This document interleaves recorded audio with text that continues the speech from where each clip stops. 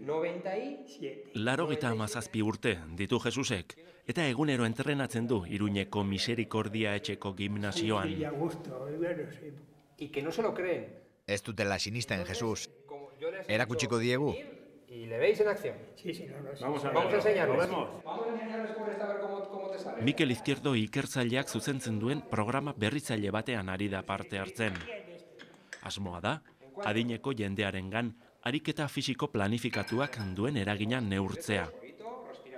16 aste dira entrenamendua hasi zuela, eta Jesusek hanka zein besoetan galdua zuen indarraren 130 berreskuratu du ia. Muskulu asko irabazi du, eta potentzia 100 handitu du. Emaitza horiek aurrez jakina zen zerbait baieztatzen dute. Jarduera fisikoak on egiten diola osasunari, baina baieztapena ez da gehiegi frogatu adinekoetan. Está moviendo 25 kilos.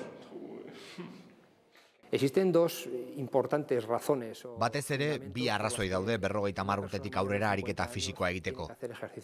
Una porque se ha visto. Batetik, tresna ezin hobea delako bihotzeko gaixotasunei aurre egiteko edo sedentarismoak eragindako gaitzak saihesteko. Eta bestetik, gainbehera funtzionalari aurre egiteko bidea delako. Adibidez, ariketa saioak hasi zituztenetik, jendea gutxiago erortzen da zentro honetan. Hay que dar la vuelta al cono. Muy bien, va. Muy bien. Bakoitzari zer ariketa komeni zaion jakiteko, proba edo neurketak egiten zaizkia ikerketan parte hartzen ari diren Aitona Amonei. Egoera fisikoaren diagnosia da. Ezaugarri kliniko ezberdinak dituzten pertsonak dira, eta emaitzen araberako entrenamendu plana ezarriko zaie ondoren. Descansa un poco. ¿Preparado, Pedro? Ya, fuerte. Venga, Pedro, venga. Vale, fuera. Muy bien. Tuterako kampusean gaude.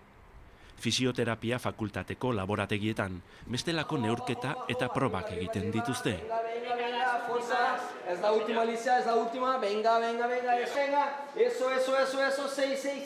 Fuerza hacia arriba, hacia abajo. Fuerza al máximo. Ariketa honetan, muskuluaren nerbio kinaden eroapena ari dira neurtzen egoera ezberdinetan. Eso, 6 horas. Eso, venga. Muy bien. Eso, ahí, abajo. Muy bien. Saiakuntza hauen xedea zera jakitea da. Ariketa fisikoa zenbatetan nola erabili behar den kasu bakoitzean. Zein duen entrenamendurik egokiena diabetesa duen agure batek, adibidez, edo bihotzeko arazoak dituen beste batek. Edo zer egin, galdutako funtzionaltasuna berreskuratzeko. Con todos esos elementos, lo que haremos... Elementu horiekin guztiekin, pertsona osasuntsuen talde batek entrenamendu egiten du muskuluak indartzeko. Vamos a mejorar su función muscular. Eta 8 asteren buruan errepikatu egiten da protokoloa. Lan honekin jakin nahi dugu zein den ariketarik onena gaixo dagoen jendea azkarrago osatzeko edo lesio bat gainditzeko. Con el objetivo de optimizar su proceso de recuperación. Y ahí tenemos. Eta hor berriz, oksigeno kontsumoa neurtzen da. Ariketa egiten duenaren osasun maila ezagutzeko. La capacidad vital.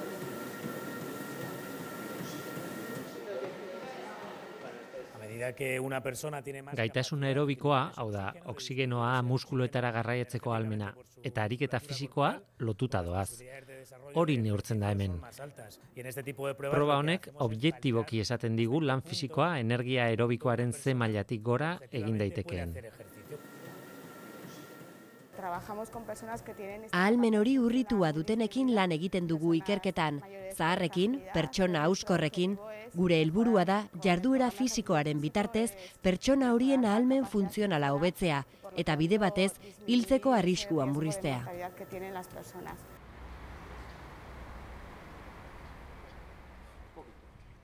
Diagnosia egiteko erabiltzen den teknologia bitxia da. Bideojokoek edo mugikorrek darabiltzaten azelerometroen modukoek zehazten dute, pertsona bat osasuntsu dagoen ala ez. Sentsoreak azelerazioa, abiadura, kokapena eta norabidea jasotzen ditu, hau da, nola mugitzen den, nola ibiltzen den pazientea. Grafikoetatik eredu batzuk lortzen dira eta horiek adierazten dute aitona edo amona nola dagoen fisikoki. Lo que realmente queremos es obtener un número que nos... Azken finean zenbaki bat da. Lagun batek erortzeko zer arrisku duen adierazten digun zenbaki bat, edo auskorra den ala ez esaten diguna. Mugimendu kurben analisiak ematen digu zenbaki hori. Hauskortasuna geriateriako kontzeptu bat da. Kontzeptu horrek biltzen ditu erortzeko arriskua, norbere kabuz baliatzeko gaitasuna edo heriotza probabilitatea. Hauskortasun maila jakiteko modu erraza eta merkea da azelerometroen teknologia. Diagnosiak tratamendua dakarratzetik, ariketa fisikoen plangintza. Ahí es donde también podemos entrar nosotros. Guk erabakitzen dugu ariketa fisikoen programa. Helburua izaten da muskuluak indartzea eta ahalmen funtzionala hobetzea. Eta azkenean, hauskorrak izateari uztea. De fragilidad. Bien. Venga, hacemos 4 más, explosivas y potentes. Muy bien. Venga. ¿Cómo se programa un plan de ejercicio físico? Nola zehazten da plana? Sendagaiak errezetatzen diren moduan. Banan-banan eta adituek aginduta. Individualizada y por especialistas. Venga, cuando tú quieras, intenta levantar, venga. Venga, estamos aquí. Venga, un poquito. A ver, un poquito más. Nada.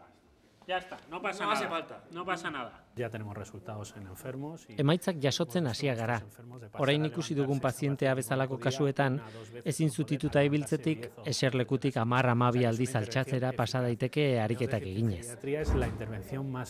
Esku hartze eraginkorra da, geriatrian izan daiteken eraginkorrena, eta merkea da gainera. Kontua da ez dugula ariketa fisikoa agintzeko kulturarik. De vivir con el ejercicio físico. Adinekoen bizikalitatea hobetzen duela begibistakoa da, baina ikerkuntza saiakuntza honek esanaizabala du. Gizartea, gero eta zaharragoa da. Azken mendean, 7 aldiz igo da 75 urtez gorakoen kopurua. Nafarroako Unibertsitatearen proiektu honek eragin zuzena du zahartze prozesu horrek dakartzan osasun gastuak eta gastu sozialak gutxitzeko. Invitamos a estos amigos a que hagan una, a ver qué tal les sale. Realmente el objetivo de participar dentro de un programa de ejercicio Agian, ez gara urte gehiago biziko ariketa fisikoa egiteagatik edo horrelako programa batean parte hartzeagatik. Bizi itxaropena ez delako asko luzatu azken urteotan. Baina hobeto biziko gara, bizi kalitate hobearekin. Zer da hori? Adibidez, ilobekin paseatzea, independenteak izatea, eta azken unera arte gure kabuz jardutea. De manera autónoma viviendo. Eta adituen azken aholkua. Ez itxaron, zahartu arte jarduera fisikoa egiten hasteko. Zenbat eta lehenago hasi, orduan eta arinagoa izango da urteen zama. Porque no pasa nada, pero no, es mucho, eso es mucho.